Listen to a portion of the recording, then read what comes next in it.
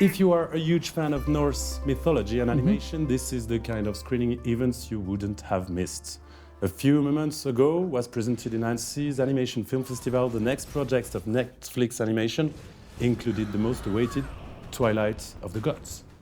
Hello, Zack Snyder. Hello, how you doing? Very well. Great. It's a real pleasure to have you in Annecy. This is your first time here. Yeah, it is my first time. It's amazing. How do you feel? How does the festival tickle and awake you?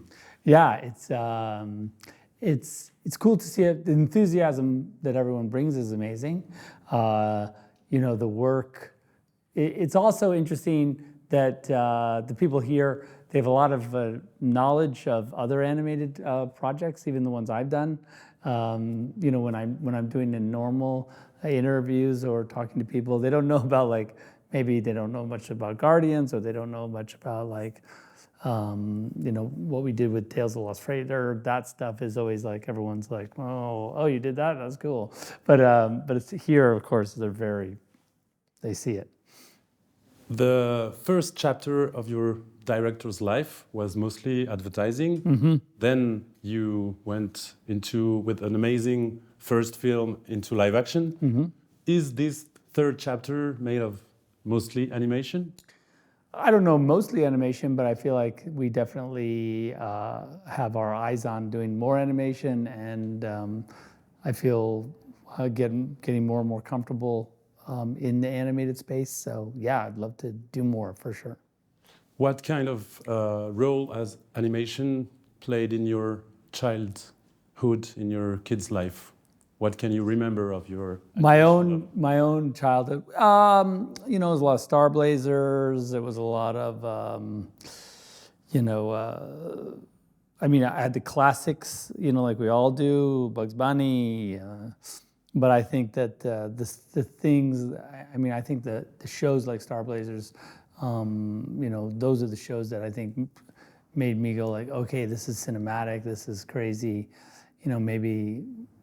This kind of sparks it's the things I want to see in a movie that maybe aren't there. And so, yeah, and I think, and that's resonated for me across my experience with, because when I was in college, I had, shows like Akira, that make you, how many animators and filmmakers saw that and then said, okay, I need to make some kind of animated film, or be an animator, or be a film director. For me, that's for sure. You might have heard it 300 times, but what does it? How do you feel being Netflix animation new spearhead? It's fun. We're doing. It's fun to be involved with Netflix animation. It's fun to be involved with this project like this Norse mythology.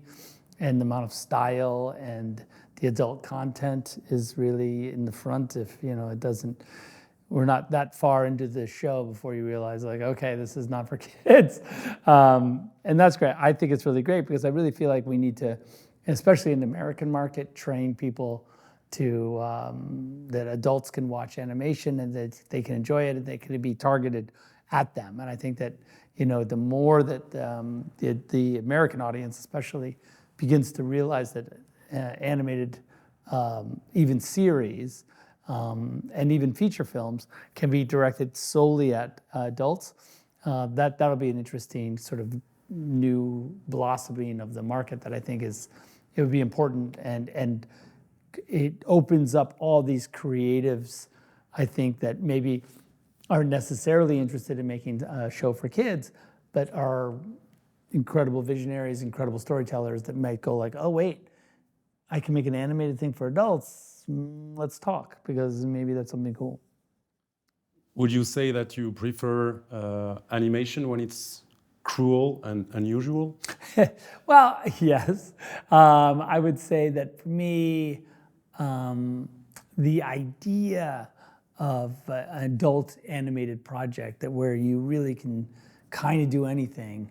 You can imagine sky's the limit for what you could accomplish. Again, I was a big fan of Wizards and I'm a Vaughn Bonnet kind of a file. Like I like Cobalt 60 and all that that world, and I just think that I can imagine a place where like that's the kind of thing where you could create an adult animated series based on a lot of stuff that I think in the past they didn't know like how would we go forward with this?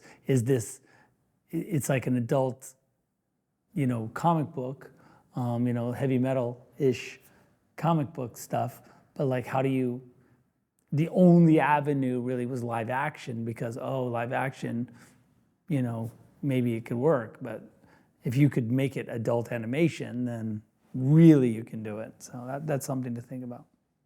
How important was it to present it to Annecy's audience, which is the most reactive audience in the world? I think it's very important to sort of like lay the roots here. This is the place where you really come to see other animated projects, and really it's funny just walking around. I saw a lot of the people that worked on this, and it's really cool to see even then some of the people that were in the studio that I never met that were like, I worked on this project.